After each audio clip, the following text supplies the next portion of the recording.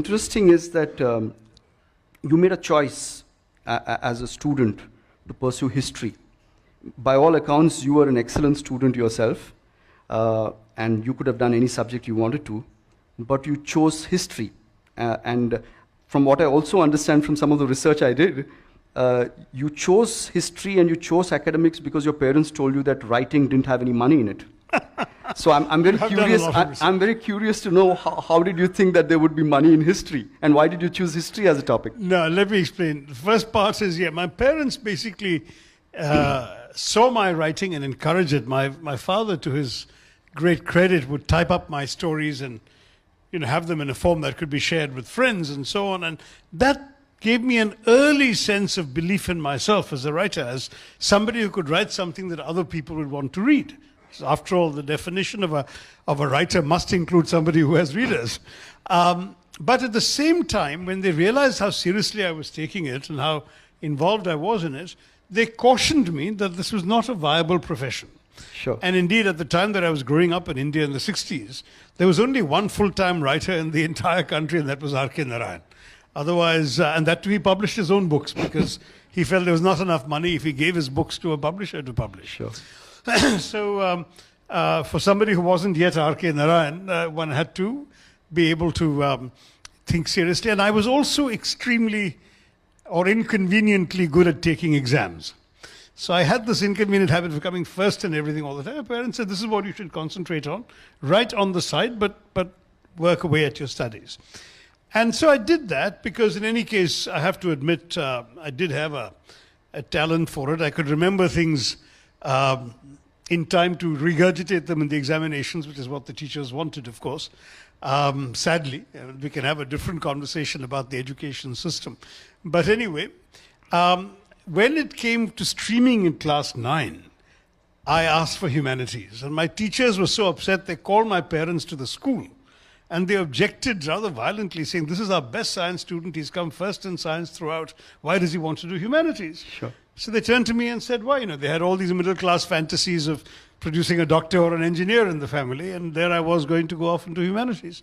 So I said, the fact is I don't like the subject at all. I'm just good at taking the exam, but I forget everything I've studied for the science exam the day after I've taken the exam. Whereas if you ask me about history or about literature, I can respond with knowledge and passion and insight. So they said, all right, do what you like. And I did humanities. Again, I did very well in the exams, and I came first in the state, which de facto also meant first in the country. And at the end of that, I could have got into a more fashionable humanities subject, namely economics. And that's what my parents assumed I would do, since all the quote-unquote smart humanities students were doing that. I said, no, I want to do history. And again, the same conversation. So I said, look, this is what interests me. In fact, St. Stephen's College that I applied to was so shocked to get my application for history that they gave me admission without an interview, which I believe has never happened since. But the reason was that people with those marks weren't applying to study history. They were all going to economics. And then when I finished that and did rather well in the exams as well, my parents said, look, you've done all the wrong things. At least take the IIM examinations, just in case. So I did, and the sort of luck with examinations continued, and I came first. There were only 2 IIMs in the country in those days. So I came first in IIM Calcutta and second in IIM Ahmedabad on the admissions list. But meanwhile, a scholarship came through to the Fletcher School of Law and Diplomacy to study international politics. So again, I said to my parents, I'd rather do that. And the end of that was I was blessed with very understanding parents. What can I say? Sure. Many kids, even today, are complaining about having had to do things to appease their parents that they might not really have wanted to do. But that was something my parents never burdened me with.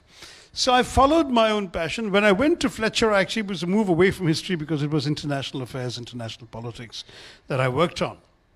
But the important thing was that I was throughout able to follow my intellectual interests. And it happened to lie in that field. Why that field? I don't know. Maybe history was like, listening to or reading a lot of stories. But I was a kind of crazy kid who, in class 10, for example, I maintained an entire notebook of essays I wrote for myself that were not required by the school, that were never seen by a teacher, corrected by a teacher, and that obliged me to do additional reading beyond the school books, merely because the subject excited